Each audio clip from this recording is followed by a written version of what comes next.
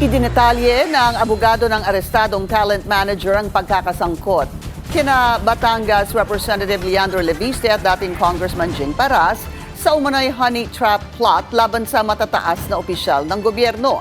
Sangkot din daw ang abogado ni Zaldico sa plano.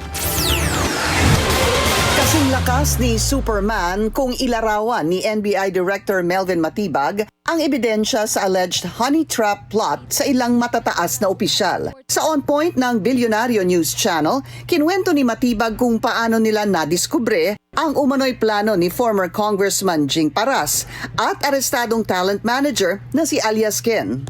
Well, it's supposed to be an ordinary entrapment of human trafficking. So alias Ken, nasa radar na siya ng NBI NCR namin. So nung naipit na siya, suddenly yung isang babae at saka siya, biglang ang salita na is, baka may kinalaman to dun sa balak namin kay Senator Ralph Recto. Kinumpirma rin ni Paras ang ulat ng politiko na sangkot umano sa plot ang law firm ng abogado ni Zaldico na si Attorney Rui Rondain. We've sent the subpoena and the subpoena was sent to their office.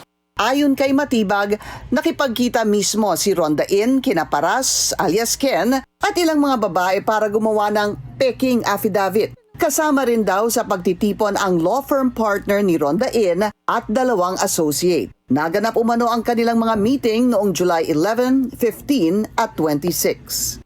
Ang kwento nito ni alias Ken, May 26, nag-text sa kanya si former Congressman Jing Paras para mag-meeting sila na merong ipapatrabaho. When I say na document, I will tell you now, meron kaming copy ng CCTVs.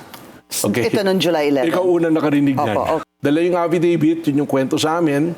At yun yung sabing, ando doon, kung ano-anong allegation, nagda-drugs, tapos kung ano-anong sexual na favors ang ginagawa. Maraming kwento. Yung pera, inahagis. Inamin naman ni Matibag na circumstantial pa ang involvement ni Congressman Leandro Leviste sa honey trap plot. Una nang sinabi ng kampo ni Paras na iminungkahi ni alias Ken na pagbayarin si Leviste ng 6 million pesos kapalit ng affidavit. Kasi it's based on the testimony nung dalawang, si alias Ken at alias Jen, based on the accounts ng sinabi ni Kong Jing Paras.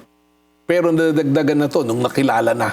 Kasi later on namin na-establish yung mga lawyers Which is by statement sila ngayon na yung mga lawyers mismo rin nagsabi that the payment will be coming from Congressman Leandro Leviste.